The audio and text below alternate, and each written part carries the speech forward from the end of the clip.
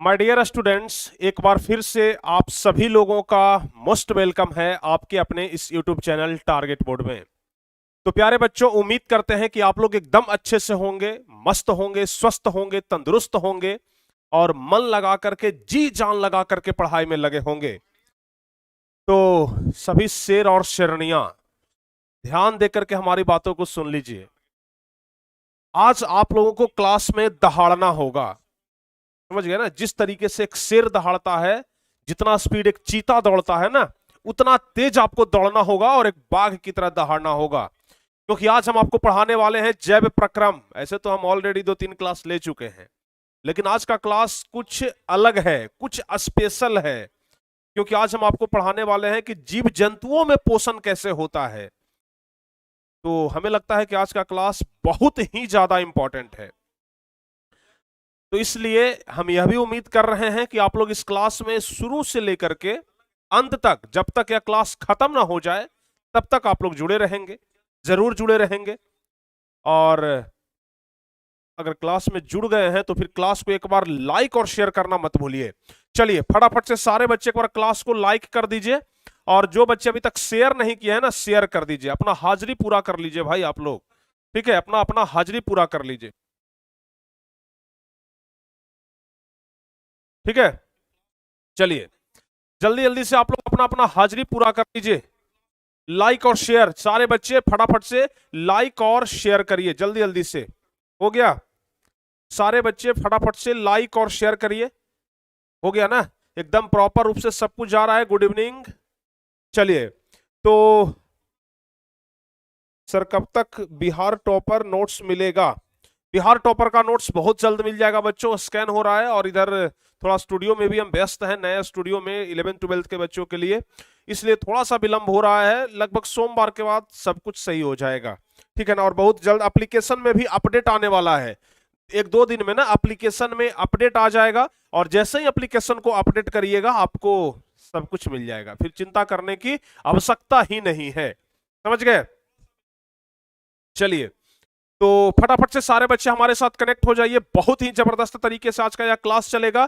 कम से कम 1000 बच्चे तो लाइव होने ही चाहिए। जल्दी जल्दी से आप लोग शेयर करिए, फटाफट से, फटाफट से सारे बच्चे शेयर कर दीजिए। और बहुत सारे बच्चे टाइम टेबल को लेकर के ना बोल रहे हैं कि sir time table, time table. तो सबसे पहले प्यारे बच्चों बता दें कि हम बहुत कोशिशों के बाद एक टाइम टेबल हम निकाल पाए हैं उन छात्रों के लिए जो यूट्यूब पर हमसे क्लास करेंगे, ठीक है? तो यूट्यूब पर जो छात्र हमसे क्लास करेंगे उनके लिए टाइम टेबल ऑलरेडी आ चुका है। यह हम कम्युनिटी में भी डालेंगे, लेकिन अभी फिलहाल हमारे कॉपी में है, और कॉपी में ही अभी टाइम टेबल हम बिठा दिए हैं। एक ढांचा हम आपको बता देते हैं कि क्या टाइम टेबल रहेगा टॉपर बैच का, ठीक है ना? जिन बच्चों को इस बैच के बारे में पता नहीं है, अच्छे तरीके से जान लीजिए कि यह टॉपर बैच 2024 मैट्रिक छात्रों के लिए है। जो बच्चे अगली बार यानी कि 2024 में मैट्रिक का एग्जाम देने वाले हैं, वो तमाम तरह की सुविधाएं आपको इस टॉपर बैच में मिलेगा, जो आप लोगों को ज्यादा नंबर लाने के लिए, रैंकर्स बनने के लिए पर्याप्त होगा।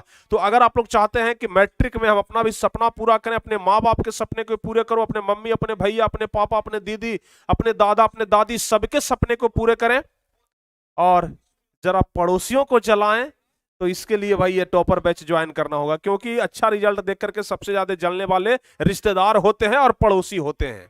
तो पड़ोसियों को जलाना है, अपने माँ बाप के सपने को पूरा करना है। मम्मी पापा बहुत उम्मीद लगाए हुए हैं तुमसे, तो इस टॉपर बैच से आप लोगों के मम्मी पापा की उम्मीदें को हम पूरा करेंगे। समझ गए ना? तो जो बच्चे अभी तक तैयार नहीं हैं, जो बच्चे अभी तक ज्वाइन नहीं हुए हैं, मात्र 999 यानी कि 999 में आप लोग इस बैच को ज्वाइन कर सकते हैं। मात्र 999 में आप लोग परचेज करके आराम से इस बैच में जुड़ सकते हैं, और वो तमाम तरह की सुविधाएं आप लोग ले सकते हैं जो आपको मिलनी चाहिए। तो फटाफट से इस एप्लीकेशन को डाउनलोड करिए, और डाउनलोड करके, ठीक है ना? हाँ, और डाउनलोड करके आराम से सब कुछ आपका क्लियर हो जाएगा। एक सर एप्लीकेशन पर कल से जरूर पढ़ाइएगा सर, क्योंकि मेरे पापा बार बार पूछ रहे हैं कि ऐप स्टार्ट हुआ कि नहीं। क्या ऐसे आपका क्लास बंद है? क्या ऐसे आपका क्लास बंद है? बताइए। आपका क्लास यहां पर चल रहा है ना?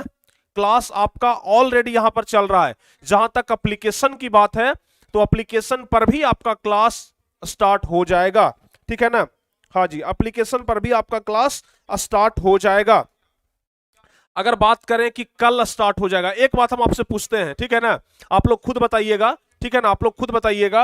एप्लीकेशन पर अगर क्लास करने की बात है तो अगर प्यारे बच्चों कल हम एप्लीकेशन पर क्लास करवाते हैं, अगर कल हम एप्लीकेशन पर क्लास करवाते हैं तो कल के बाद सैटरडे और संडे, सैटरडे और संडे 2 दिन तक छुट्टी रहेगा, समझ गए ना, 2 दिन तक, सैटरडे और संडे 2 दिन तक आप लोग का छुट्टी रहने वाला है, समझ गए, 2 दिन तक आप लोग का छुट्टी रहने वाला है।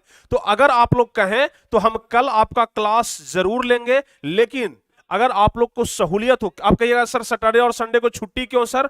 छुट्टी इसलिए क्योंकि सैटरडे के दिन कल, हाँ कल दिल्ली से हमारा पूरा टीम निकल चुका है नया सेटअप लगाने के लिए, कल यहां पर पहुंच जाएगा, आज ही निकल चुका है, कल यहां पर दिल्ली से पहुंच जाएगा। तो कल हम सुबह वाला क्लास ले सकते हैं, लेकर के हम भी चले जाएंगे क्योंकि खगड़िया में सेटअप लग रहा है तो वहां पर हो जाएगा। उसके अलावा सैटरडे संडे चूंकि 2 दिन लग जाएगा सेटअप लगवाने में, तो हम वहीं पर रहेंगे, समझ गए ना। तो अगर आप लोग बोले तो हम कल से क्लास शुरू कर देंगे, अगर आप लोग बोले तो कल से क्लास, लेकिन कल के बाद 2 दिन फिर मिस्टेक हो जाएगा, गैप हो जाएगा। या फिर अगर बोले कि रेगुलर तरीके से, अगर आप लोग बोले कि रेगुलर तरीके से, तो रेगुलर में प्यारे बच्चों सोमवार से आपका क्लास एकदम रेगुलर चलेगा, रेगुलर, एक दिन भी बीच में छुट्टी नहीं, एक दिन का भी छुट्टी नहीं, सोमवार से क्लास आपका रेगुलर चलेगा। तो जैसी आपकी मर्जी, हम वैसी करने को तैयार हैं। कल से बोलेंगे हम कल से क्लास लेंगे, सोमवार से बोलेंगे हम सोमवार से एकदम रेगुलर क्लास लेंगे। तो आप लोग कमेंट करके बताइएगा कब से क्लास होना चाहिए। प्लस में टाइम टेबल के लिए बहुत सारे बच्चे कॉल कर रहे थे, टाइम टेबल के लिए बहुत सारे बच्चे कॉल कर रहे थे कि सर जी टाइम टेबल, तो टाइम टेबल हम आपको सुबह से लेकर के शाम तक का बता देते हैं, ठीक है। टाइम टेबल हम सुबह से लेकर के शाम तक का टाइम टेबल आपको बता देते हैं कि क्लास 10th के लिए, हाँ जी क्लास 10th के लिए, ठीक है ना, क्लास 10th के बच्चों के लिए मंडे से सर, कल से सर, मंडे से सर, कल से सर। कुछ बच्चे बोल रहे हैं सर कल से, कुछ बच्चे बोल रहे हैं सर मंडे से। ऐसा करते हैं ना, कल सुबह में भी आपका क्लास हो जाएगा, एक बार इंट्रोडक्शन क्लास, बस एक बार सिर्फ इंट्रोडक्शन क्लास हो जाए, उसके बाद आपका सोमवार से क्लास स्टार्ट हो जाएगा। तो कल हम 9:30 बजे आप लोग का समय दिया हुआ है ना, हम जरूर आएंगे, समझ गए ना। कल हम एप्लीकेशन पर लाइव जरूर आएंगे, सिर्फ इंट्रोडक्शन ही करवाएं, लेकिन कल हम लाइव आएंगे, ठीक है। और कल हम एप्लीकेशन पर आ रहे हैं, और कल एप्लीकेशन पर आएंगे, सारे बच्चे जुड़ जाइएगा, उसके बाद फिर आराम से सोमवार से क्लास चलते रहेगा, ठीक है ना। तो कल सारे बच्चे एप्लीकेशन पर आ जाइएगा। कितना बजे? टाइम टेबल देख लीजिए। सबसे पहला क्लास जो आपका चलेगा, पहला क्लास जो आपका चलेगा, ध्यान से समझ लीजिएगा, 4 क्लास टोटल हम आपका लेने वाले हैं, ठीक है ना। सबसे पहला क्लास जो आपका चलेगा, ठीक है ना, पहला क्लास जो आपका चलेगा वो वह है बच्चों सुबह में 9 बजे से लेकर के और 10:30 तक, सुबह में 9 बजे से लेकर के 10:30 तक, यानी कि 1.5 घंटे का लगभग क्लास चलेगा, जो कि एप्लीकेशन पर होगा, जो कि एप्लीकेशन पर होगा और हमारा ही क्लास होगा, समझ गए ना, हमारा ही क्लास होगा, ठीक है। सुबह में 9 बजे से लेकर के 10:30 बजे तक हमारा क्लास होगा। उसके बाद हम बात कर लेते हैं दूसरा क्लास। तो दूसरा क्लास आप लोग का होने वाला है गणित का। दूसरा क्लास प्यारे बच्चों आप लोग ध्यान रखिएगा, दूसरा क्लास होने वाला है मैथ का, और मैथ का जो यह क्लास चलेगा वह दोपहर में 11 बजे से लेकर के 12:30, यानी कि लगभग 1 से 1.5 घंटे का क्लास चलेगा। 1 घंटे भी चल सकता है, 5-10 मिनट लेट तक चल सकता है, यानी कि 1 से 1.5 घंटे के बीच में कभी भी आपका क्लास खत्म हो सकता है, ठीक है ना। तो 11 बजे से लेकर के 12:30 तक क्लास चलेगा, और यह चलेगा मैथ का, और मैथ आपको पढ़ाएंगे कौन? Dharmendra sir, Dharmendra sir, Dharmendra sir आप लोग का मैथ पढ़ाएंगे। धर्मेंद्र सर से अगर आप लोग रूबरू होना चाहते हैं तो please come in sir, please come in, mic ले लीजिएगा। नहीं नहीं, आइए आइए आइए, ऐसे ही आइए, चलिए देखिए, हाँ यह है आपके धर्मेंद्र सर, ठीक है ना, जो आप लोगों को गणित पढ़ाएंगे, और गणित बहुत ही जबरदस्त तरीके से पढ़ाएंगे। पिछले कई दिनों से इनका ट्रेनिंग चल रहा था किस तरीके से पढ़ाया जाए, तो बहुत ही जबरदस्त तरीके से आपको गणित पढ़ाने के लिए तैयार हैं, बहुत ही जबरदस्त तरीके से आपको पढ़ाएंगे, एकदम बेसिक लेवल से लेकर के हाईएस्ट लेवल तक, जहां तक कि आप लोग टॉपर बन सकते हैं, तो वहां तक आप लोग को गणित पढ़ाया जाएगा, ठीक है ना। हाँ जी बिल्कुल, गणित एकदम बेसिक से एकदम अच्छे तरीके से एकदम गणित आपको पढ़ाएंगे, बिल्कुल भी थोड़ा सा भी आपको प्रॉब्लम नहीं होगा। प्रॉब्लम होगा तो उसके लिए डाउट क्लास अलग से चलेगा, ठीक है ना। प्रॉब्लम होगा तो उसके लिए डाउट क्लास अलग से चलेगा, और बाकी ये अपने बारे में क्लास के लास्ट में थोड़ा सा बताएंगे, ठीक है ना। अंत तक जुड़े रहिएगा, क्लास के लास्ट में अपने बारे में सब कुछ बताएंगे, हम इनको माइक देंगे, सब कुछ बोलेंगे। फिलहाल अभी टाइम टेबल हम आपको बता रहे हैं ना, बैठ जाइए सर, टाइम टेबल हम आपको बता देते हैं। तो गणित का दूसरा क्लास चलेगा धर्मेंद्र सर, ये क्या, हाँ ये क्या पढ़ाएंगे, तो मैथ पढ़ाएंगे, ठीक है ना। अच्छा, यह दो क्लास तो हो गया एप्लीकेशन का। अब प्यारे बच्चों आप लोग को हम बता देते हैं ना, अब YouTube पर भी एक क्लास चलेगा। हम आपको क्या बोले थे कि हर एक सब्जेक्ट का पहला चैप्टर YouTube पर चलेगा, और फिजिक्स केमिस्ट्री मैथ में से कोई एक और सोशल साइंस में से कोई एक YouTube पर चलेगा। तो तीसरा जो अपना क्लास होगा, तीसरा कैसे लिखाता है जी, तीसरा नहीं, गलत है ये, चलिए दीर्घिकार ही होगा तीसरा क्लास। तो तीसरा जो क्लास होगा आपका वही, हाँ सेम यही वाला क्लास जो अभी चल रहा है। अभी जो क्लास चल रहा है ना, शाम में 7 बजे से लेकर के, यह हो गया आपका सुबह में, यह टाइम आपका कब हो गया जी, यह दोनों जो टाइम हो गया ना, यह दोनों जो टाइम हो गया, यह आपका हो गया सुबह का टाइम, सुबह का टाइम। अब जो तीसरा और चौथा क्लास चलेगा, यह आपका शाम का टाइम चलेगा, ठीक है। तो तीसरा क्लास शाम में 7 बजे से लेकर के 8 बजे तक का क्लास चलेगा, और यह हमारा ही क्लास चलेगा, यानी कि प्रिंस सर का क्लास, ठीक है ना। प्रिंस सर का क्लास चलेगा जिसमें तमाम चीजें आपको हम क्लियर करेंगे। लेकिन इसके पहले एक क्लास और था, सॉरी, इसके पहले एक क्लास और था जो कि था 6 बजे से 7 बजे, 6 बजे से लेकर के 7 बजे तक का क्लास। 6 बजे से 7 बजे तक का जो क्लास चलेगा, यह चलेगा इंग्लिश का, क्रिस सर का क्लास चलेगा इंग्लिश सब्जेक्ट का, ठीक है ना। इंग्लिश सब्जेक्ट का क्लास चलेगा क्रिस सर का। और चौथा जो क्लास चलेगा आपका, चौथा जो आपका क्लास चलेगा, यह चलेगा हमारा वाला अभी वाला, 7 बजे से लेकर के और 8 बजे तक, यह चलेगा प्रिंस सर का क्लास, ठीक है ना। यह आपका टाइम टेबल रहेगा 10वीं क्लास के बच्चों के लिए, फिर ठीक है। यह आपका टाइम टेबल रहेगा 10वीं क्लास के बच्चों के लिए, ठीक है ना। यह टाइम टेबल 10वीं क्लास के बच्चों के लिए है। बहुत ही संशोधन करने के बाद और बहुत सारे बच्चों का रिस्पांस लेने के बाद यह टाइम टेबल निकाले हैं।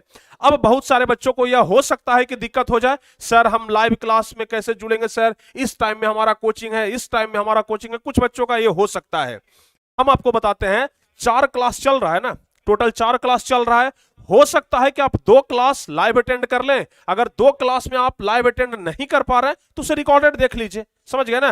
वीडियो ऑलरेडी आपका सेव रहेगा, वीडियो कहीं नहीं जाएगा। एप्लीकेशन में तो एप्लीकेशन में सेव रहेगा, यूट्यूब पर तो यूट्यूब पर सेव रहेगा, ठीक है। कहीं पर भी आपका कोई वीडियो इधर उधर नहीं होगा। लगातार आप लोग देख सकते हैं, पूरे साल भर तक आप लोग देख सकते हैं, जब तक आपका मैट्रिक का परीक्षा ना हो जाए तब तक आप लोग देख सकते हैं, समझ गए।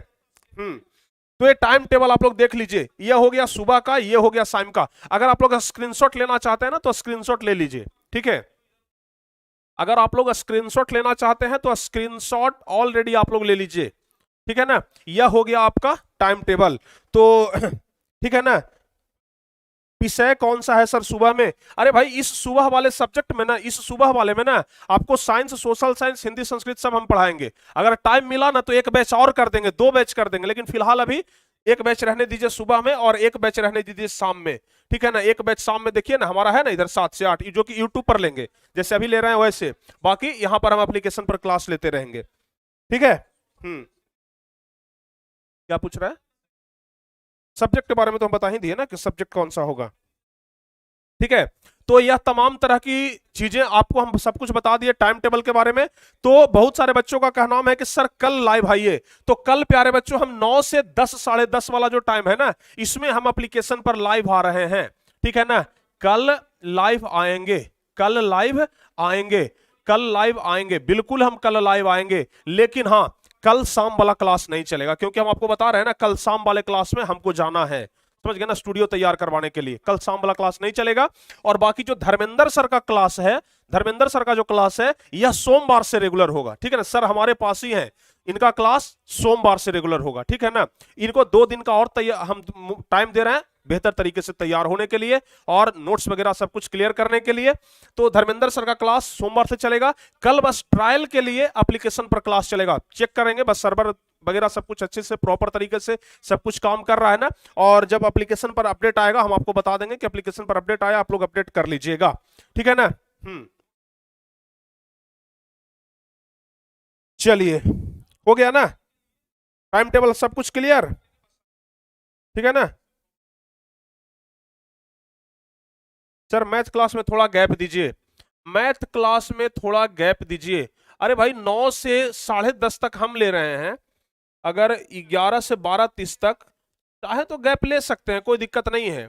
अगर चाहे तो गैप ले सकते हैं आप लोग। अगर बोलेंगे तो हम 12 बजे से रख देंगे, 12 बजे से 1 बजे रख देंगे, 12 बजे से 1 बजे रख दें, बताइए। 10:30, 11 से लेकर के 12:30 ऐसा करते हैं। अगर आप लोग को दिक्कत हो रहा है तो 12 बजे से लेकर के 1 बजे तक रख देते हैं, कि बताइए कोई दिक्कत है? 12 बजे से 1 बजे तक रख दें, गैप मिल जाएगा आप लोगों को ना, बिल्कुल गैप मिल जाएगा। तो कहिए 12 से 1 रख दें। Yes sir, yes sir, yes sir, जल्दी से बोलिए, अगर चाहिए तो कहिएगा, तो हम 12 से 1 भी रख देंगे, टाइम भरपूर है, टाइम की कमी नहीं है, ठीक है ना। कहिए तो हम रख देते हैं 12 से 1, या जो 11 से 12:30 रखे हैं ना, 12 से 1 रखेंगे, 12 से 1:30 बजे तक रख देंगे, क्या दिक्कत है उसमें? हम्म। लेकिन सारे बच्चे no sir, no sir, no sir लिख रहे हैं। ऐसा करते हैं 11 के जगह ना इसको 11:30 कर देते हैं, क्या कोई दिक्कत? 11 के जगह इसको 11:30 कर देते हैं, 11:30 से लेकर के 12:30 कर देते हैं, 11:30 से 12:30 कर देते हैं, 1 घंटे का क्लास चलेगा, ठीक है। अब बताइए, आधा घंटा, बस आधा घंटा, चूंकि 10:30 में छुट्टी होगा, 1 घंटे का रेस्ट मिल जाएगा, खाना पीना खा करके आराम से इधर लग जाना है, क्या? ठीक है, बताइए कोई दिक्कत? कोई दिक्कत नहीं है, ठीक है ना। नहीं सर, नहीं सर, नहीं सर, बहुत सारे बच्चे लिख रहे हैं नहीं सर।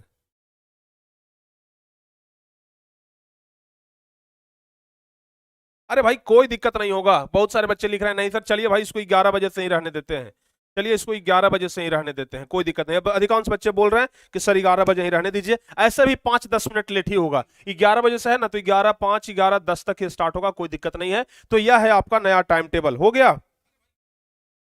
हम्म।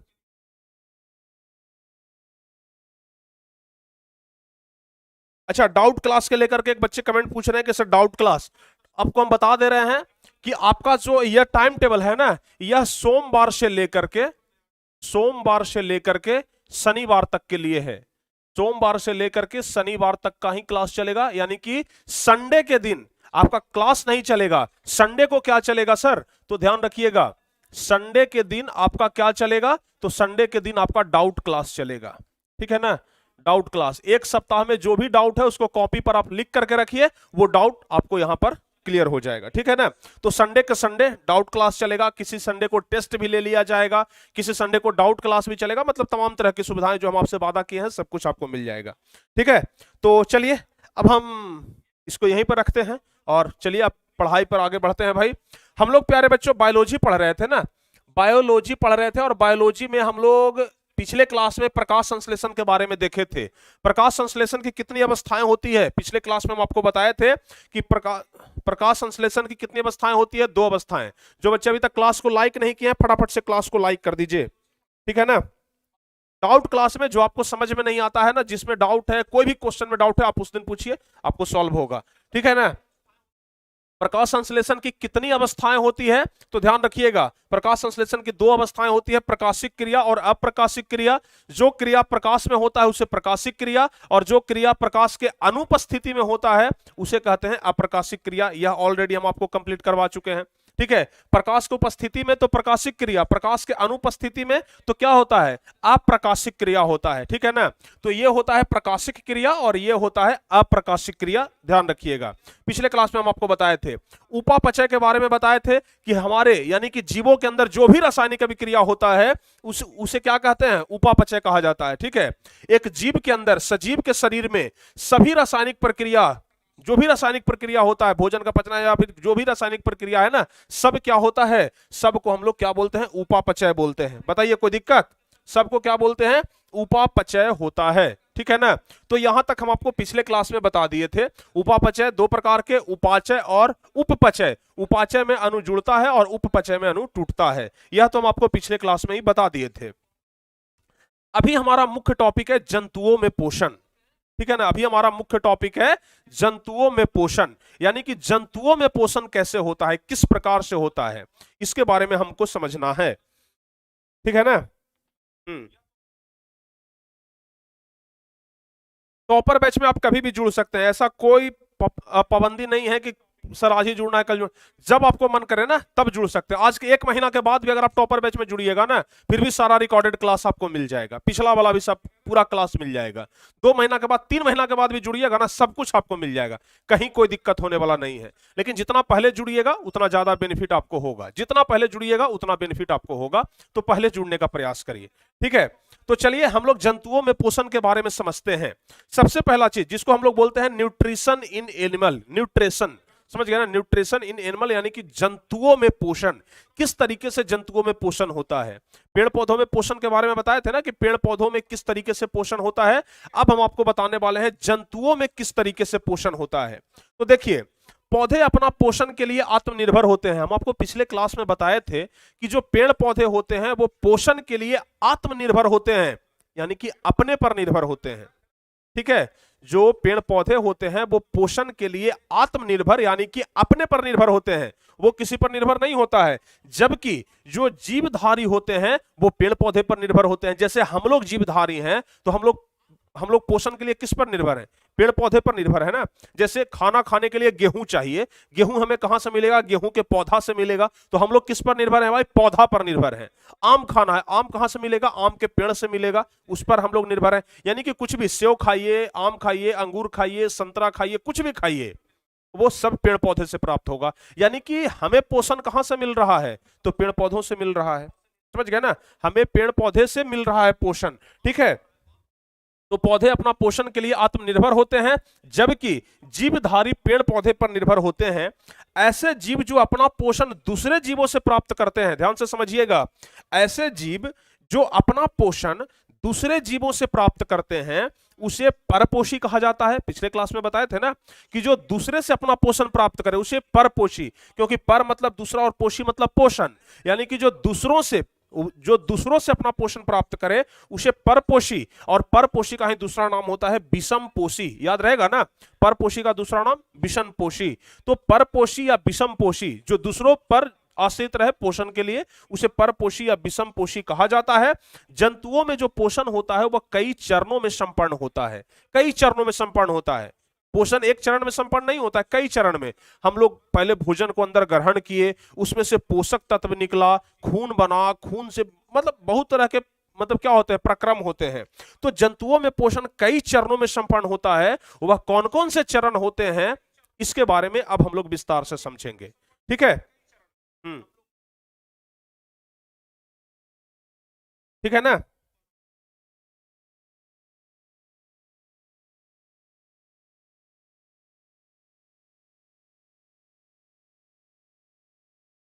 ठीक है, चलिए अब आगे बढ़ते हैं। जंतुओं में पोषण कितने चरणों में संपन्न होता है ना, अब जरा इसके बारे में हम बात करते हैं, जिसमें सबसे पहला है अंतःग्रहण। सबसे पहला क्या है भाई, अंतःग्रहण। जंतुओं में पोषण कितने चरणों में संपन्न होता है, उसमें सबसे पहला है अंतःग्रहण। अब ध्यान से समझिएगा, अंतःग्रहण क्या होता है। भोजन को, जैसे हम लोग भोजन को क्या करते हैं, दाल भात सब्जी सबको मिला दिए, अब मिला करके हाथ में कौर उठाते हैं और मुंह के अंदर से ग्रहण करते हैं, ऐसी करते हैं ना। बताइए, भोजन को हम लोग मुंह से क्या करते हैं, ग्रहण करते हैं। तो भोजन को अंदर ग्रहण करने की जो प्रक्रिया है उसे क्या कहते हैं, अंतःग्रहण। ध्यान से समझिएगा, अंतः मतलब होता है क्या, अंदर, अंतः मतलब अंदर, और ग्रहण मतलब तो आप लोग जानते हैं ना कि ग्रहण करना, ठीक है ना। ग्रहण मतलब होता है ग्रहण करना, यानी कि भोजन को अंदर ग्रहण करने की जो प्रक्रिया है उसी को क्या कहते हैं, अंतःग्रहण कहते हैं। तो पोषण का पहला प्रक्रम तो यही हो गया, पोषण का पहला अवस्था, पहला प्रक्रम तो यही हो गया कि भोजन को अंदर ग्रहण करना है, समझ गए। तो जंतुओं के द्वारा भोजन को शरीर के अंदर ग्रहण करने की जो क्रिया है उसी को अंतःग्रहण कहा जाता है। बताइए कोई डाउट है, बताइए कोई डाउट है, समझ गए ना, यहां तक कोई डाउट है, बिल्कुल भी नहीं। तो देखिए, जंतुओं के अंदर भोजन, जंतु अंदर भोजन ग्रहण कर लिया तो समझिए क्यों अंतःग्रहण हो गया, समझ गया ना, अंदर भोजन ग्रहण किया तो अंतःग्रहण हो गया। दूसरा होता है पाचन। जैसे हम लोग भोजन को जब खाते हैं, मुंह से जब अंदर ग्रहण करते हैं तो पेट में जाकर के भोजन क्या होता है भाई, पचता है, पचता है ना। तो दूसरा अवस्था होता है पाचन। ऐसे ही हम लोग बस रोटी खाते हैं, तो रोटी खाते हैं तो उससे पोषण कैसे प्राप्त होता है, समझ गए, रोटी से पोषण कैसे प्राप्त होता है उसका प्रक्रिया है। दाल भात से पोषण कैसे प्राप्त होता है उसका प्रक्रिया है। पहले भोजन को अंदर ग्रहण किए, फिर भोजन पचेगा। कैसे पचेगा भाई, ध्यान से समझिएगा। शरीर के अंदर भोजन का सरल अणुओं में विघटित होना ही पाचन कहलाता है। ठीक है, अब भोजन को जब हम ग्रहण करते हैं तो अंदर जाने के बाद शरीर में छोटे छोटे अणुओं में विघटित होता है, समझ गए।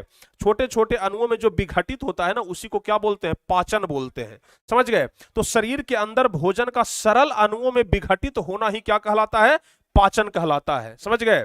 छोटे छोटे अणुओं में विभाजित होना ही क्या कहलाता है, पाचन कहलाता है। उसके अलावा अब देखिए, भोजन का पाचन भी हो गया। अब क्या होगा भाई, भोजनमा में जो पोषक तत्व है ना उसको शरीर ग्रहण करेगा, समझ गए। पोषक तत्व को क्या करेगा, ग्रहण करेगा। जैसे रोटी या दूध खा लिए हैं, तो रोटी और दूध में जितना भी पोषक तत्व है सबको शरीर क्या करेगा, अवशोषण, हाँ सबको क्या करेगा, अवशोषित करेगा। जितना पोषक तत्व है, जितना विटामिन है, सबको अवशोषित कर लेगा हमारा शरीर। तो तीसरा जो प्रक्रम होता है ना, वो क्या होता है, अवशोषण का, समझ गए। पोषण का, जंतुओं में पोषण का तीसरा जो प्रक्रिया होता है वह होता है अवशोषण का। कैसे होता है, तो पाचन क्रिया के फलस्वरूप, यानी कि जब भोजन पचता है उसके फलस्वरूप भोजन के सरल अणु आंत की दीवार द्वारा अवशोषित होकर के रुधिर में मिल जाते हैं। रुधिर मतलब खून में, यानी कि जो पोषक तत्व ग्रहण किए ना हम लोग भोजन से, वह कहां मिल जाता है, खूनमा में मिल जाता है। तब ना देखते हैं, बोलते हैं कि बेदाना खाओ तो खून बनेगा, काजू किशमिश खाओ तो ताकत बढ़ेगा। आखिर काजू किशमिश में ज्यादा विटामिन है, उसको हम लोग खाते हैं, समझ गए ना। हरा साग सब्जी खाते हैं, ठीक है, साग खाते हैं, तो उस सबसे क्या होता है, पोषक तत्व मिलता है। पोषक तत्व जाके खून में मिल जाता है और खून हमारे पूरे शरीर में दौड़ता है, समझ गए।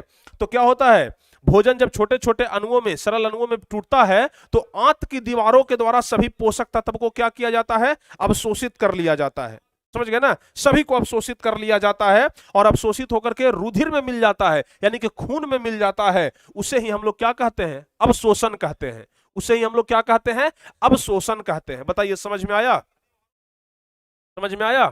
भोजन जब हम लोग अवशोषित, भोजन छोटी आंतों के द्वारा जब अवशोषित कर लिया जाता है तो उसको हम लोग अवशोषण कहते हैं, ठीक है ना।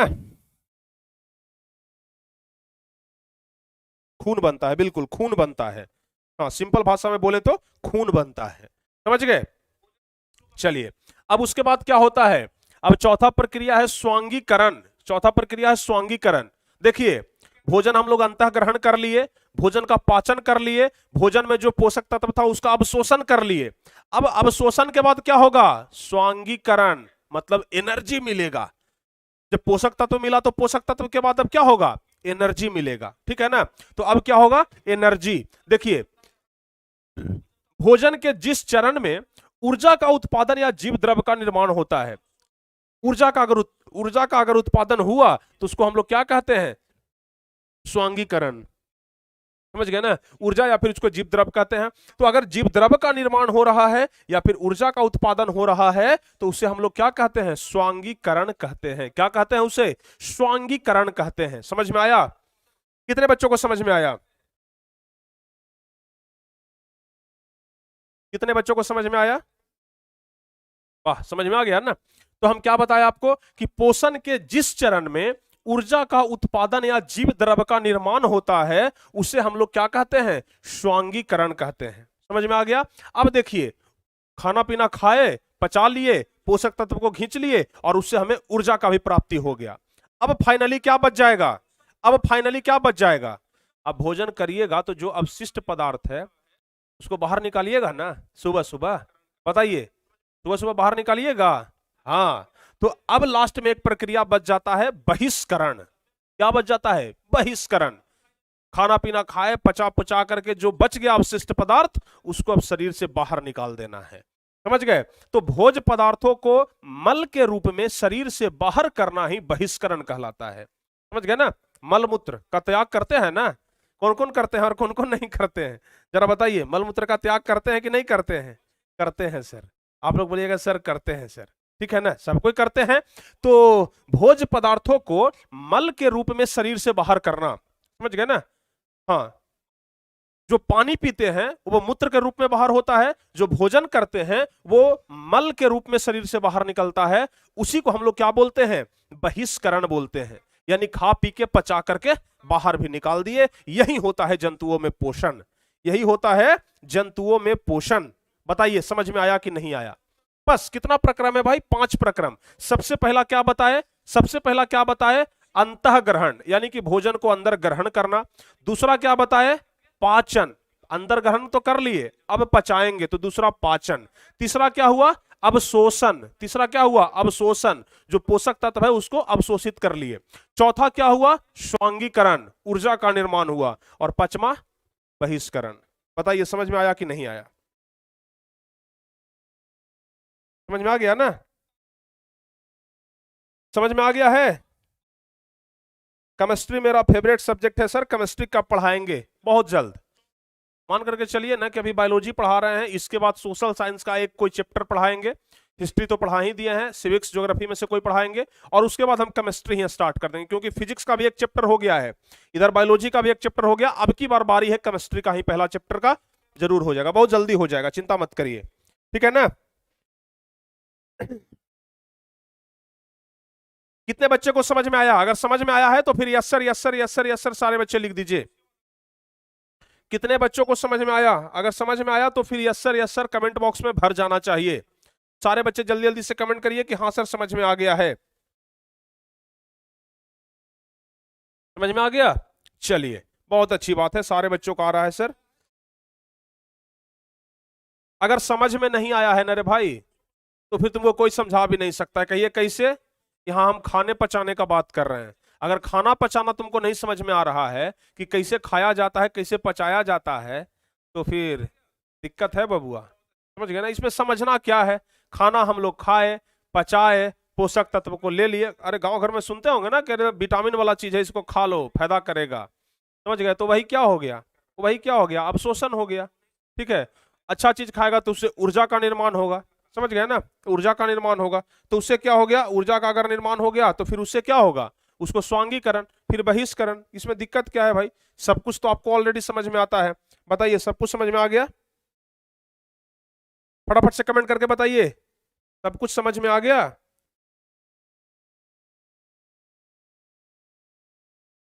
नहीं आया? चलिए आ गया ना?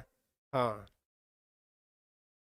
चलिए तो सारे, हाँ yes sir yes sir yes sir. चलिए बहुत बढ़िया। तो अब चलिए हम आगे बढ़ते हैं, और अगला क्वेश्चन जो कि बिहार बोर्ड परीक्षा में लगभग 2-3 बार पूछा जा चुका है कि कोई वस्तु सजीव है, इसका निर्धारण करने के लिए हम किस मापदंड का उपयोग करेंगे। यह क्वेश्चन है बिल्कुल लॉलीपॉप। समझ गए ना? एकदम हल्का क्वेश्चन है, लेकिन अगर इसको आप समझ चुके हैं तब, समझ चुके हैं तब। हम आपको सजीवों का लक्षण बताए थे सबसे पहले क्लास में, याद करिए, हम आपको सजीवों का लक्षण बताए थे। अगर विश्वास ना हो ना तो चलिए हम आपको लेकर के चलते हैं पहले क्लास में। सजीवों का लक्षण हम आपको बताए थे, कहां पर? यहां पर देखिए क्या बताए थे? सजीवों के प्रमुख लक्षण को लिखें, बताए थे ना? भोजन ग्रहण करना, सांस लेना, उत्सर्जन करना, वृद्धि करना, गति करना, बताए थे ना? तो यह हो गया सजीवों का लक्षण, और हम आपको बता चुके हैं ऑलरेडी कि सजीवों के कौन कौन से लक्षण होते हैं। ठीक है, ऑलरेडी हम आपको बता चुके हैं कि कौन कौन से सजीवों के लक्षण होते हैं।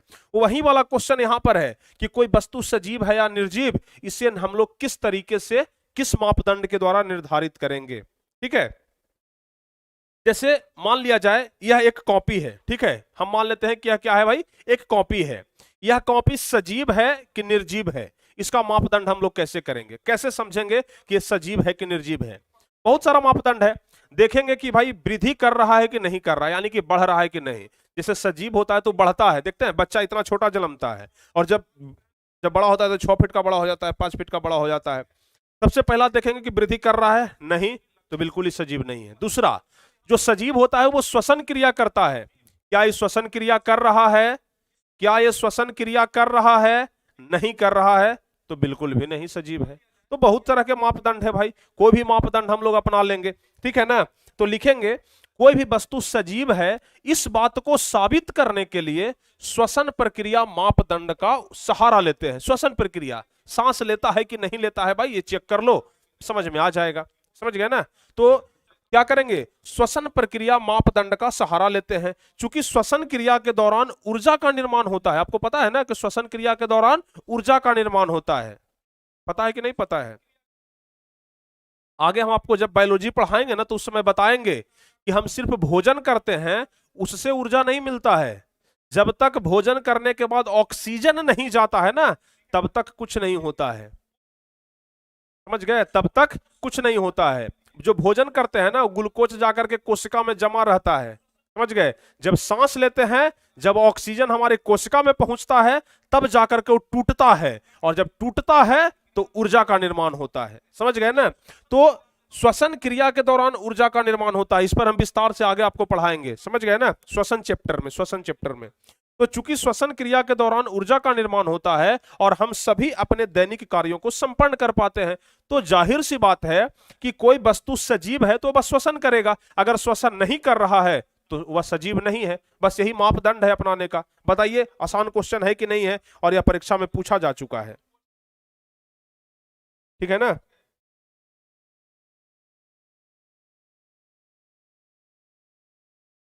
एक बच्चे बोल रहे हैं कि सर टॉपर बैच लेने के बाद क्या ऑफलाइन कोचिंग करना जरूरी है?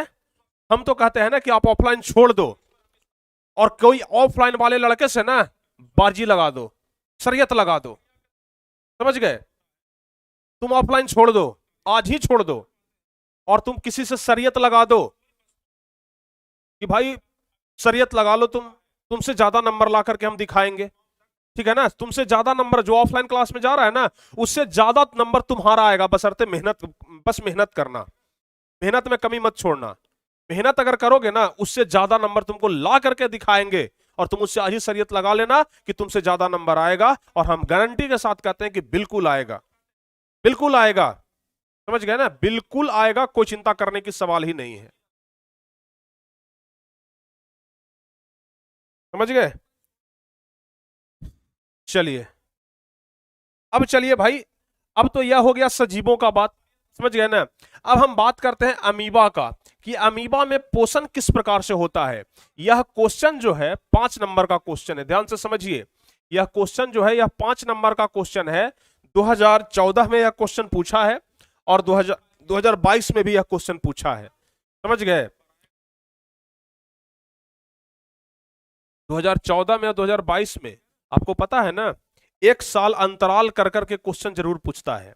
सोचिए कि यह क्वेश्चन 2022 में पूछा है, 2023 में नहीं पूछा, तो बहुत हद तक चांस है कि 2024 में पूछेगा, समझ गए ना? 2024 में पूछेगा। तो यह क्वेश्चन आपके लिए इंपॉर्टेंट है कि अमीबा में पोषण किस प्रकार से होता है, समझ गए? अमीबा में पोषण किस प्रकार से होता है, इस चीज को आपको समझना है।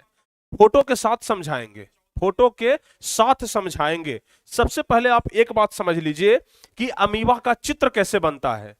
हाथ घुमाने आता है ना, जैसे बच्चा में आपको कोई पेन और पेंसिल दे देता होगा, एकदम कॉपी पर बुकड़ देते होंगे, समझ गए ना? एकदम ऐसे ऐसे ऐसे ऐसे करके हाथ घुमा दिए और बोल देते थे कि लीजिए सर चित्र बना दिए। एक्चुअल में यही अमीबा है, समझ गए ना? यही अमीबा है। जैसे भी आप हाथ घुमा दीजिए ना, यह क्या हो जाएगा? अमीबा हो जाएगा। बशर्ते एक शर्त है कि इसमें कोना कानी नहीं होता है। ऐसा नहीं कि ऐसे करके कोना दे देना और कह देना कि सर ये अमीबा हो सकता है कि नहीं, कोना नहीं होता है उसमें, समझ गए ना? बस राउंड फिगर में आप लोग अपना अपना हाथ घुमा देना, सब कुछ सही हो जाएगा, समझ गए ना? अमीबा का चित्र बनाने के लिए बोल देना तो ज्यादा कुछ दिमाग नहीं लगाना है, बस इस तरीके से आपको इस तरीके से कर देना है, लीजिए सर अमीबा हो गया, समझ गए? गोल की तरह एकदम आराम से बना दीजिए, जैसे हाथ घुमा दीजिए सब अमीबा है, समझ गए ना? ये देख लीजिए अमीबा हो गया भाई साहब, अमीबा ये देखिए हो गया अमीबा, समझ गए ना? तो अब यह अमीबा पोषण कैसे करता है? अमीबा, अमीबा एक कोशिकीय प्राणी है कि बहुकोशिकीय प्राणी है? जरा जल्दी से कमेंट करके बताइए।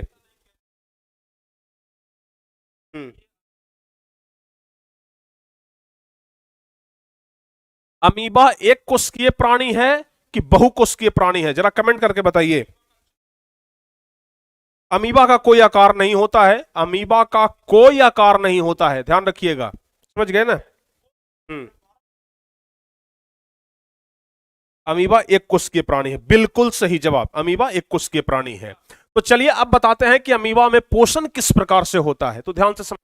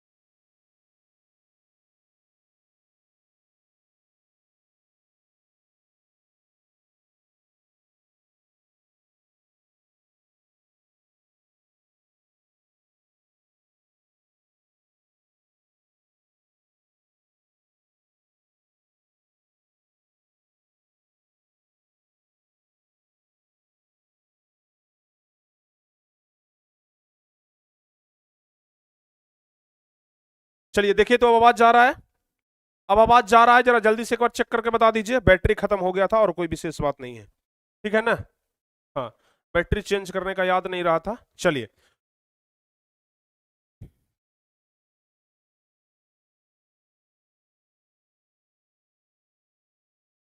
आवाज जा रहा है ना। चलिए, एकदम फ्रेश आवाज है।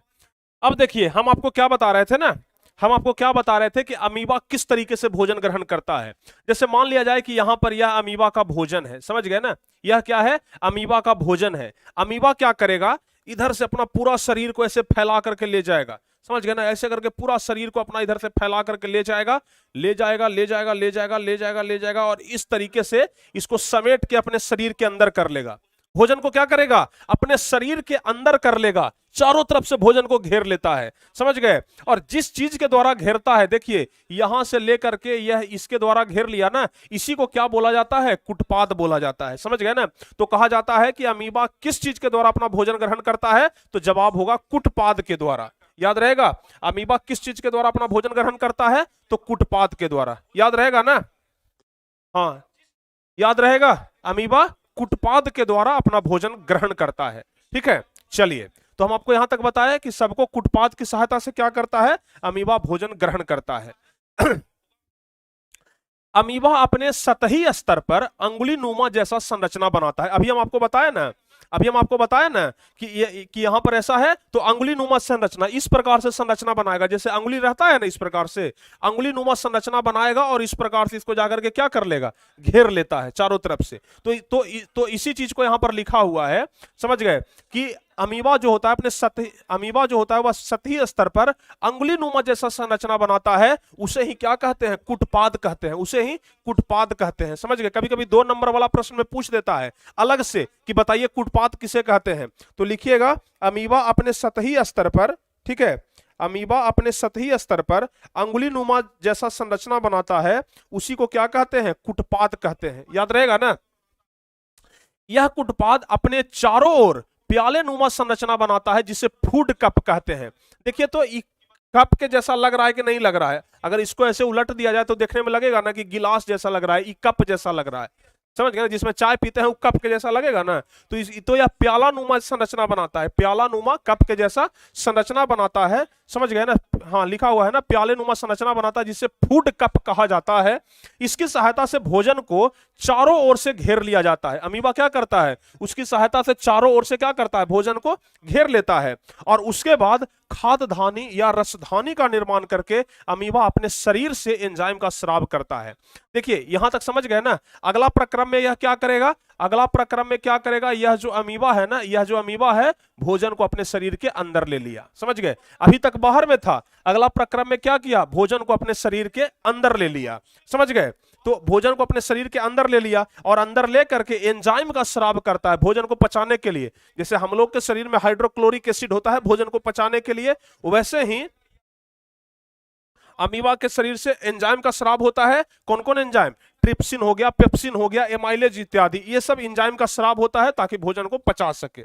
यह एंजाइम भोजन को पचाने का कार्य करता है। हम सब चीज एकदम फारे फार लिख दिए हैं, एकदम अलग अलग तोड़ तोड़ करके लिख दिए हैं ताकि आप लोग को दिक्कत ना हो, समझ गए ना, याद करने में कोई थोड़ा सा भी दिक्कत ना हो, इस तरीके से हम लिख दिए हैं। तो एंजाइम क्या करता है, भोजन को पचाने का कार्य करता है। भोजन का पाचन जो होता है वह खाद्य रिक्तिका में होती है। ठीक, कहां पर होती है, खाद्य रिक्तिका में होती है। और इस प्रकार से अमीबा सारा पोषक तत्व को ग्रहण करके अपच पदार्थों को छिद्र या रिक्ति के सहारे बाहर निकाल देता है। यानी कि अब अमीबा इसको शरीर के अंदर ले लिया, इसको एंजाइम की सहायता से पचा लेगा और पचा करके और जो अवशिष्ट पदार्थ रहेगा ना उसको बाहर कर देगा। जैसे आदमी एक अपशिष्ट पदार्थ को बाहर करता है ना, उसी प्रकार से अमीबा भी क्या करेगा, अपशिष्ट पदार्थ को बाहर कर देता है, समझ गए। और इस प्रकार से अमीबा का अपना पोषण का कार्य करता है। तो बताइए कितने बच्चों को समझ में आया कि अमीबा अपना पोषण कैसे प्राप्त करता है। यह हो गया आपका अमीबा का पोषण। क्या हो गया, अमीबा का पोषण। बताइए कितने बच्चों को समझ में आया, अमीबा का पोषण कितने बच्चों को समझ में आया, एकदम ईमानदारी के साथ बताइए, आया ना। अमीबा का पोषण कितने बच्चों को समझ में आया? एक कोशिकीय प्राणी है, बिल्कुल एक कोशिकीय प्राणी है, एक कोशिकीय प्राणी,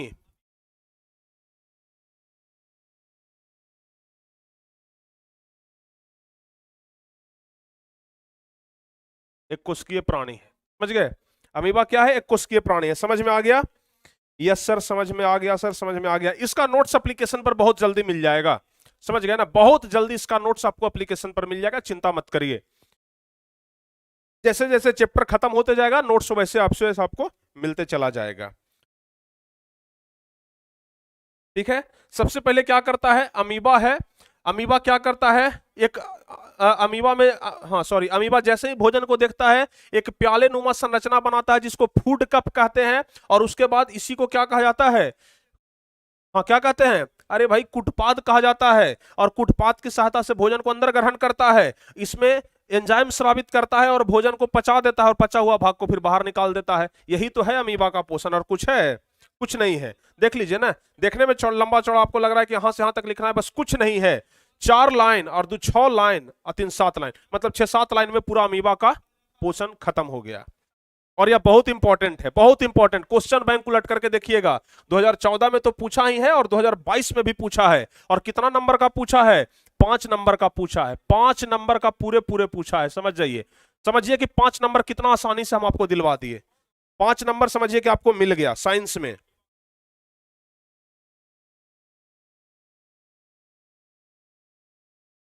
अमीबा को आप खुली आंखों से नहीं देख सकते हैं। अमीबा को चाहिएगा कैसे? खुली आंखों से देख लें तो नहीं देख पाइएगा, उसको माइक्रोस्कोप से देखना होगा। अमीबा को माइक्रोस्कोप से देखना होगा। अगर चाहते हैं कि हम अमीबा को देखें तो आपको माइक्रोस्कोप की सहायता से देखना होगा, सूक्ष्मदर्शी जिसको बोलते हैं। ठीक है ना? अमीबा में केंद्रक होता है बीच में, अमीबा में बीच में केंद्रक होता है, समझ गए? अमीबा में केंद्रक होता है बीच में, केंद्रक। ठीक है ना?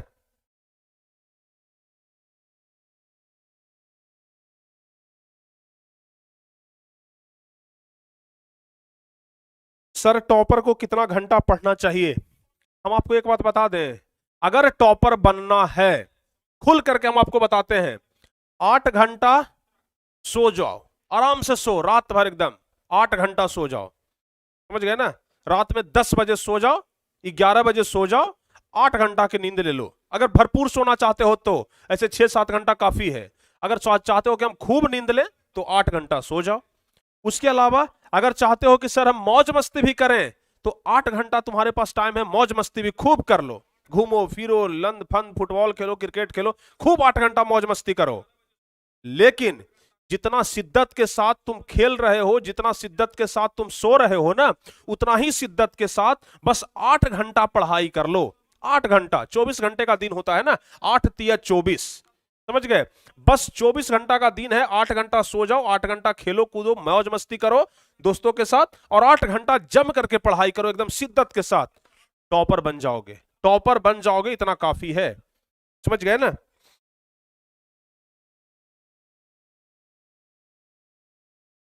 हो गया?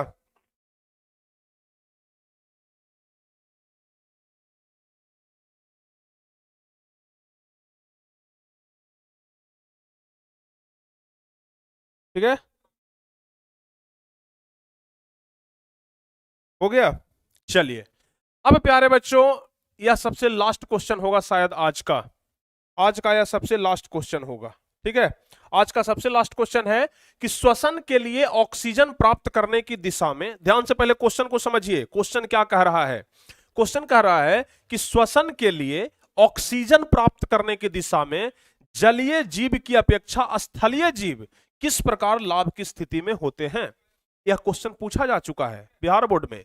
कह रहा है कि किस प्रकार से जलीय जीव की अपेक्षा, यानी कि जो जीव जल में रहते हैं उनकी अपेक्षा श्वसन क्रिया उनके लिए ज्यादा बेहतर है जो स्थल पर रहते हैं। अब जाहिर सी बात है कि जल में तो थोड़े बहुत मात्रा में ऑक्सीजन होता है ना, पानी में ऑक्सीजन थोड़े बहुत मात्रा में होता है, तो लिमिट में मिलता है, समझ गए? तो जलीय जीव को ऑक्सीजन कितना मिलेगा? जरूरत भर मिलेगा ना, क्योंकि पानी में जो ऑक्सीजन घुला हुआ है बस उतना ही ग्रहण कर सकता है। लेकिन स्थलीय जीव भरपूर ऑक्सीजन ले भाई, पूरे एकदम हाफ हो भाई, ऑक्सीजन को एकदम पूरा नीचे खींच लो, पूरा संसार के ऑक्सीजन को अपने में समा लो, तुम्हारे पास फुल ऑक्सीजन है।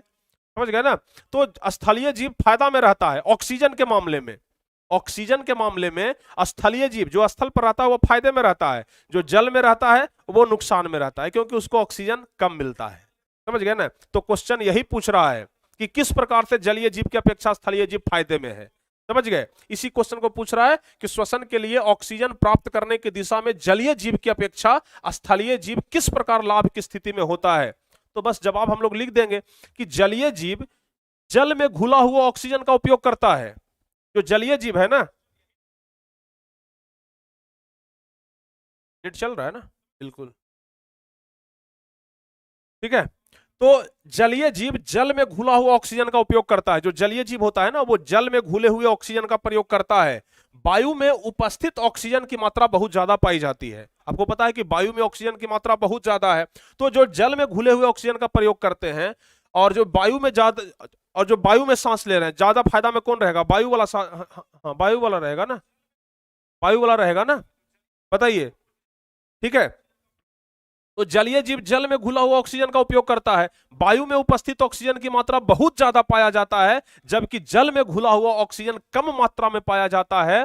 स्थलीय जीवों को अपना दैनिक कार्य करने के लिए ज्यादा ऊर्जा की आवश्यकता होती है। अब हम लोगों को कोई कार्य करना है, मजदूरी करेंगे, दिन भर हथौड़ा लेकर के पत्थर तोड़ेंगे, तो हमको ज्यादा ऊर्जा की आवश्यकता है ना। तो ज्यादा ऊर्जा कहां से मिलेगा? ऑक्सीजन से हमें ऊर्जा की प्राप्ति होती है। आपको पढ़ाएंगे आगे, श्वसन में पढ़ाएंगे, जितना ऑक्सीजन लीजिएगा ना उतना ही ज्यादा ऊर्जा मिलेगा। समझ गए। जितना ऑक्सीजन लीजिएगा आपको एनर्जी उतना ही ज्यादा मिलेगा। तो चूंकि हम लोग ज्यादा काम करते हैं ना, इसलिए हमें ज्यादा ऊर्जा की आवश्यकता होती है, और ज्यादा ऊर्जा की आवश्यकता होती है तो इसलिए हम ज्यादा ऑक्सीजन लेते हैं। ठीक है। तो स्थलीय जीवों को अपना दैनिक कार्य करने के लिए ज्यादा ऊर्जा की आवश्यकता होती है। इनमें श्वसन अंग विशेष रूप से पाए जाते हैं, अतः इस प्रकार से श्वसन क्रिया में स्थलीय जीव अधिक लाभ की स्थिति में होते हैं। इस प्रकार से श्वसन अभिक्रिया में अगर बात किया जाए, ऑक्सीजन लेने के ऊपर बात किया जाए, तो स्थलीय जीव जो होते हैं वह फायदे में रहते हैं। समझ गए। स्थलीय जीव फायदे में रहते हैं जलीय जीव की अपेक्षा। तो क्वेश्चन यही कर रहा था कि श्वसन के लिए ऑक्सीजन प्राप्त करने की दिशा में जलीय जीव की अपेक्षा स्थलीय जीव किस प्रकार लाभ की स्थिति में रहते हैं। तो किस प्रकार लाभ की स्थिति में रहते हैं आपको हम ऑलरेडी बता दिए। ठीक है। तो आज जितना पढ़ाना था हम आपको पढ़ा दिए। अब देखिए अगले क्लास में क्या होने वाला है। अगले क्लास में देखिए अब आपको हम क्या पढ़ाने वाले हैं। कि जो शरीर में जितना नस नाड़ी है ना, सब ढीला कर देंगे अगले क्लास में। देख रहे हैं, शरीर का टोटल नस नाड़ी ढीला कर देंगे, अतड़ी उतड़ी सबको एक कर देंगे बाबू। किस तरीके से शरीर कार्य करता है ना, सब बताएंगे। समझ गए। यानी कि मानव पाचन तंत्र के बारे में बताएंगे। अमीबा अपना पाचन कैसे करता है बता दिए। अब मानव अपना पाचन कैसे करता है, अब इसके बारे में अगले क्लास में बताएंगे। समझ गए। तो अगले क्लास में यह टॉपिक चलेगा, मानव पाचन तंत्र, हमारे शरीर के अंदर किस तरीके से भोजन पचता है, यह सब कुछ हम आपको अगली क्लास में बताएंगे। समझ गए ना। हम तो सोच रहे थे ना कि कहीं बॉडी ये वाला मिलता ना, प्लास्टिक बॉडी, तो उसको ला करके बताते, लेकिन हम बहुत खोज रहे हैं, हमको मिल ही नहीं रहा है। ऑनलाइन बुक कर रहे हैं, हमको नहीं मिल रहा है। ऑनलाइन हम सोच रहे हैं कि ऑनलाइन हमको कहीं पर मिल जाए, फ्लिपकार्ट अमेजन पर, मिल ही नहीं रहा है। नहीं तो हम प्लास्टिक बॉडी पूरा फुल बॉडी मंगवाते और एक एक पार्ट निकाल करके बताते कि देखो भाई ये हृदय है, ये फेफड़ा है, ये किडनी है, ये छोटी आंत है, ये बड़ी आंत है, लेकिन बॉडी मिल नहीं रहा है हमको। समझ गए ना। अगर किसी को मिलता है तो लिंक जरा शेयर कर दीजिएगा, हम उसको बुक करके मंगवा लेंगे और तब आपको पढ़ाएंगे। देखिएगा कितना मजा आएगा। एक्सपेरिमेंटल हम पढ़ाते हैं, एक्सपेरिमेंटल चीजें पढ़ाएंगे ना, बड़ा मजा आएगा। समझ गए। नहीं तो फिर वही होगा मुन्ना भाई एमबीबीएस के जैसा कोई आदमी को पाड़ देंगे, कोई आदमी को पाड़ करके और उसका पार्ट पुर्जा निकाल निकाल के दिखाएंगे, देखो जी समझो ये किडनी है, देखो ये फेफड़ा है। समझ गए ना।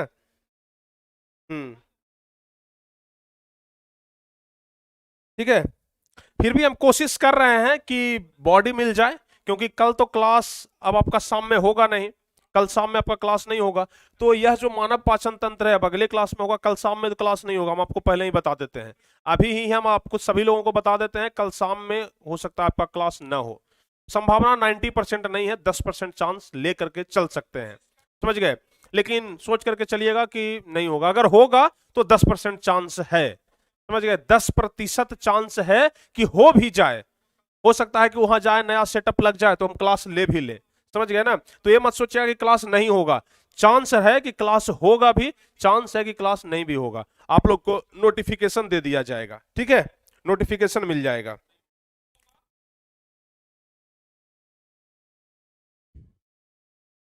और बॉडी भी हम देख रहे हैं, अगर बॉडी मिल जाता है ना तो फिर बॉडी बॉडी के साथ पढ़ाएंगे, ठीक है ना। चलिए, तो अगली क्लास में चलेगा मानव पाचन तंत्र, ठीक है ना। तो आज का क्लास कैसा लगा, कितना समझ में आया, फटाफट से कमेंट करके बताइए। आज का क्लास कैसा लगा, कितना समझ में आया, यह जल्दी जल्दी से आप लोग कमेंट करके बता दीजिए, जल्दी जल्दी से।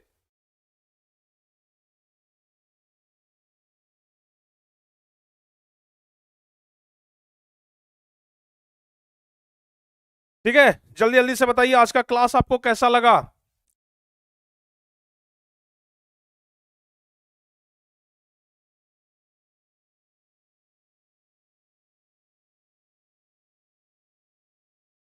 चलिए, अरे भाई रूटीन अपने अनुसार से सेट कर लीजिए, समझ गए ना, रूटीन पढ़ने का खुद अनुसार, आपका कब टाइमिंग फ्री है, कब आप पढ़ते हैं, ये अपने अनुसार से बता दीजिए, ठीक है ना। मस्त लगा सर, बहुत अच्छा लगा सर, बहुत अच्छा लगा सर, बहुत अच्छा, चलिए बहुत बढ़िया। तो कल सुबह में टॉपर बैच का आगाज हो जाएगा, कल हम आएंगे बस इंट्रोडक्शन के लिए, ठीक है। और इस बैच में आप लोग को हम जरूर पढ़ाएंगे, कल हम आएंगे और इस बैच में आप लोग को हम टाइमिंग जो बताए थे ना, टाइमिंग जो हम बता दिए थे आप लोगों को, ये वाला 9 बजे से लेकर के, तो 9 बजे हम कल लाइव आ जाएंगे एप्लीकेशन पर, आप लोग जरूर हमारे साथ जुड़ जाइएगा, ठीक है। कल 9 बजे हम लाइव आएंगे, कल 9 बजे हम लाइव आएंगे, ठीक है। बाकी धर्मेंद्र सर जो मैथ पढ़ाएंगे उनका क्लास सोमवार से चलेगा, ठीक है ना, सोमवार से उनका क्लास चलेगा, ठीक है। हम्म, सोमवार से उनका क्लास चलेगा, ठीक है। तब तक आप लोग धर्मेंद्र सर से 5 मिनट रूबरू हो जाइए, ताकि कोई भी डाउट अगर कुछ भी पूछना हो तो आप लोग पूछ सकते हैं, आ जाइए सर।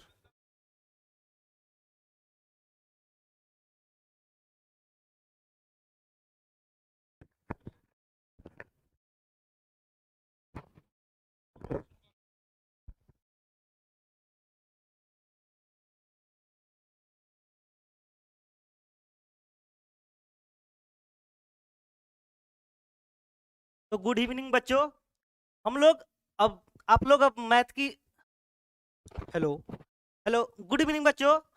आप लोग अब मैथ 10वीं कक्षा की मैथ पढ़ने के लिए बिल्कुल तैयार हो जाइए, क्योंकि बच्चों हम लोग मैथ को बिल्कुल बेसिक लेवल से पढ़ेंगे। जैसे मान गए हम लोग सबसे पहला चैप्टर है आपका वास्तविक संख्या।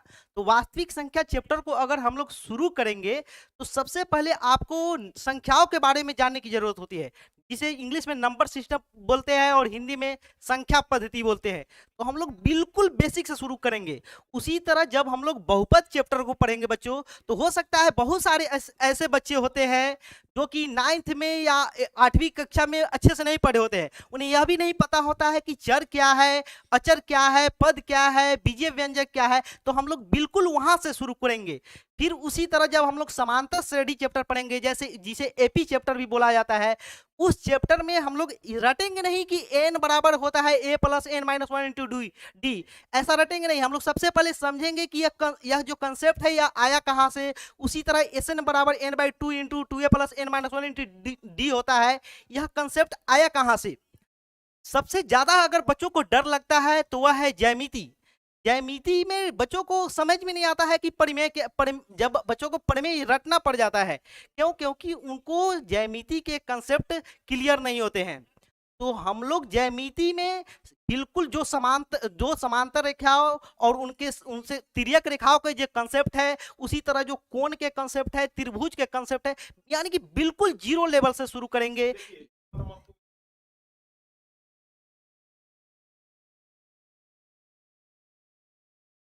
आपको यह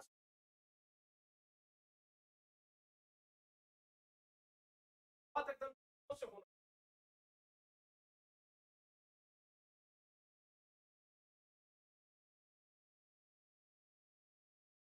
देख रहे हैं ना।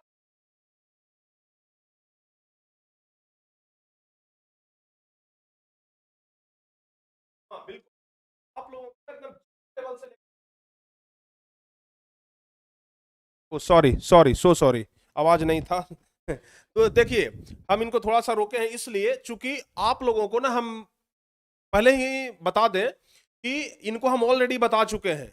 इतना दिन जो हम इनको सब कुछ बता रहे थे, आप लोग के बारे में जानकारी दे रहे थे और इनको हम सब कुछ बता दिए हैं। ऑलरेडी हम सब कुछ बता दिए हैं कि देखिए भाई, स्टूडेंट को यह सोच करके पढ़ाना है कि स्टूडेंट को कुछ भी नहीं आता है, मतलब एकदम जीरो लेवल से शुरुआत करनी है और जीरो लेवल से लेकर के एकदम हीरो लेवल तक पहुंचाना है, एकदम ऊपरी पायदान तक, जहां तक बच्चे की टॉपर बन सके। समझ गए ना? तो आप लोग को चिंता करने की आवश्यकता नहीं है, इतने बेहतरीन तरीके से आप लोग को पढ़ाएंगे ना, एकदम इतने बेहतरीन तरीके से। आप लोग अभी इनसे बातचीत कर रहे हैं, ये आपसे भी बातचीत कर रहे हैं, आप लोग को अंदाजा लग गया होगा कि ये प्रिंस सर के द्वारा ट्रेंड किए गए हैं। यानी कि इतना confidence level, chapter by chapter, कहां से स्टार्ट करें, कहां से बेसिक शुरू करें, सब कुछ आपको बताएंगे। तो कुछ और बता दीजिए सर। तो बच्चों, मैथ जो है पूरी तरह से कॉन्सेप्ट्स का खेल है। अगर आपके बेसिक कॉन्सेप्ट अगर क्लियर होते हैं तो मैथ बनाने में मजा आता है। यह मजा मुझे भी आया था जब मैं 8वीं क्लास में था। मैंने 8वीं क्लास में ही 8वीं, 9वीं और 10वीं इस तीनों मैथ को खत्म किया था। क्यों? क्योंकि मुझे कॉन्सेप्ट के साथ प्यार हो गया। उसी तरह अब आपको भी मैथ के कॉन्सेप्ट के साथ प्यार हो जाएगा और आप 3 से 4 महीने लगते हैं बच्चों, 3 से 4 महीने में आप 10वीं कक्षा मैथ को बिल्कुल मास्टर बन सकते हो। मैथ एक ऐसा सब्जेक्ट है जो कहीं भी आप देखते हो, ट्यूशन टीचर या कहीं भी होते हैं आप जिनके पास रुपए नहीं होते हैं, वो बाहर में अगर पढ़ने जाते हैं, पटना चाहे कहीं भी पढ़ने जाते हैं, तो वे अपने घर से खर्चा नहीं लेते हैं, वे ट्यूशन पढ़ा के भी कहीं कहीं भी ट्यूशन पढ़ा के भी अपना खर्चा निकाल लेते हैं। तो वह एक मैथ ही सब्जेक्ट है। तो मैथ के सभी कंसेप्ट को हम लोग बिल्कुल बारीकी से समझते हुए आगे बढ़ेंगे।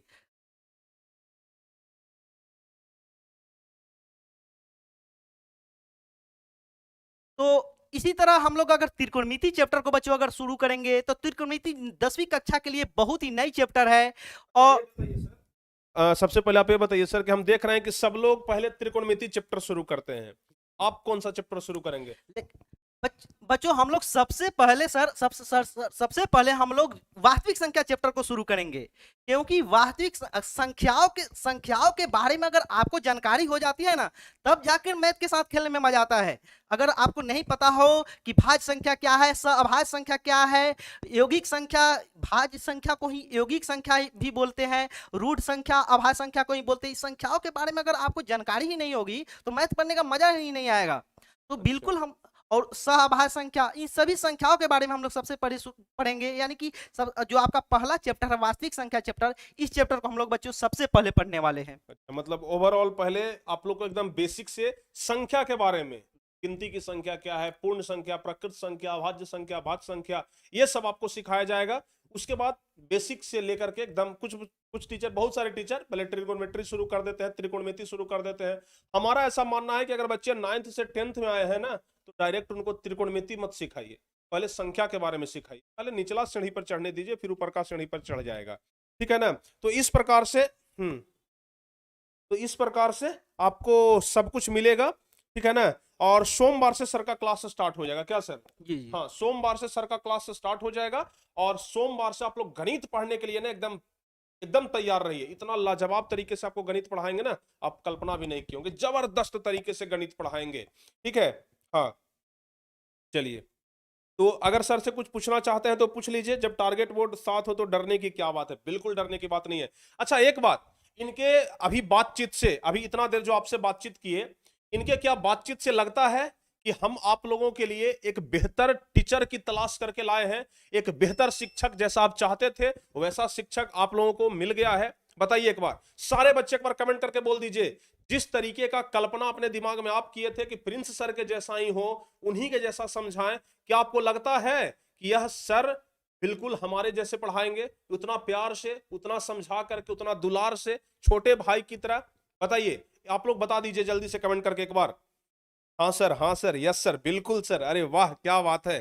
तो सर बच्चे आप पर बहुत ज्यादा भरोसा दिखा रहे हैं, तो भरोसे को तोड़ना नहीं है। यह भरोसा बिल्कुल भी टूटने वाला नहीं है बच्चों। 2024 के लिए आप एग्जाम देने जा रहे हो और 2024 के लिए मैंने पहले ही लगभग 8000 बच्चों को, लगभग मैं 8 से 10,000 बच्चों को मैं पढ़ा चुका हूं। इसलिए आप विश्वास रखिए, मैं आपको बिल्कुल बेस्ट कंटेंट दूंगा और बहुत बढ़िया से पढ़ाऊंगा। बिल्कुल, तो आप लोगों को थोड़ा सा भी चिंता नहीं करना है। देख रहे हैं ना सर का कॉन्फिडेंस लेवल, कॉन्फिडेंस ही सबसे बड़ा चीज होता है। अगर एक बार जीतने का जुनून आ जाए, कॉन्फिडेंस आ जाए ना, तो फिर आप शेर से भी सामना कर लेंगे। समझ गए? अगर एक बार मन में कॉन्फिडेंस आ गया कि नहीं शेर से सामना करेंगे, तो सामना कर लेंगे। अगर मन में कॉन्फिडेंस नहीं है तो फिर आप एक कुत्ते से भी हार जाएंगे। तो इसलिए कॉन्फिडेंस जरूरी है। और आप लोगों का जो इतना सपोर्ट है ना, यह सपोर्ट हमें लगता है कि कहीं ना कहीं सर को बेहतर तरीके से पढ़ाने में और ज्यादा मदद करेगा। तो सोमवार से सर का क्लास स्टार्ट हो जाएगा। आप लोग एकदम जबरदस्त तरीके से, सर आप जबरदस्त टीचर खोज के लाए हैं। बिल्कुल, अभी तो खैर नए हैं ना, और भी आप लोग को हमारी तरह दहाड़ेंगे। इस तरीके से हम दहाड़ते हैं ना, सर भी उसी तरीके से दहाड़ेंगे। आप लोग चिंता मत करिए, एकदम उसी तरीके से दहाड़ेंगे। ठीक है, तो एकदम इसी अंदाज में जुड़ करके रहना है। और प्रॉपर रूप से कल तो हम सुबह वाले क्लास में या 9 से 10:30 बजे वाला क्लास में तो आएंगे ही आएंगे। बाकी धर्मेंद्र सर सोमवार से आप लोग को क्लास लेंगे। बाकी सब भी क्लास सोमवार से होगा। बस सिर्फ कल यह वाला क्लास हम लेंगे, उसके बाद जो भी अपडेट होगा आपको कर दिया जाएगा। ठीक है, तो चलिए प्यारे बच्चों, आज का क्लास हम यहीं पे समाप्त करते हैं। आज का क्लास हम यहीं पे समाप्त करते हैं। जो बच्चे अभी टारगेट बैच में नहीं जुटे हैं, टॉपर बैच में अभी तक ज्वाइन नहीं हुए हैं, तो टॉपर बैच में ज्वाइन हो जाइए, क्योंकि हमारा स्लोगन ही है come with confusion and go with confidence. हमारे पास अगर आ रहे हैं तो कंफ्यूजन के साथ अगर आ रहे हैं तो पक्का कहते हैं कि कॉन्फिडेंस के साथ जाइएगा। ठीक है, तो सारे बच्चे जो अभी तक क्लास में ज्वाइन नहीं हुए हैं जरूर ज्वाइन हो जाइए, क्योंकि कल से आपका क्लास स्टार्ट होगा। बाकी प्रॉपर रूप से सोमवार से आपका क्लास स्टार्ट हो जाएगा। ठीक है, बाकी यूट्यूब पर तो चल ही रहा है। ठीक है ना? चलिए, तो फिर मिलते हैं प्यारे बच्चों अगली क्लास में। ठीक है ना? एप्लीकेशन में जो प्रोमो कोड का ऑप्शन आ रहा है ना, वो प्रोमो कोड अब हट जाएगा, प्रोमो कोड नहीं आएगा। ठीक है ना? हम अगला अपडेट करवा रहे हैं, उसमें प्रोमो कोड हट जाएगा। ठीक है, प्रोमो कोड से आप लोग परेशान ना हो, उसको कुछ नहीं करना है। तो चलिए प्यारे बच्चों, मिलते हैं अगली क्लास में। तब तक के लिए जय हिंद, धन्यवाद।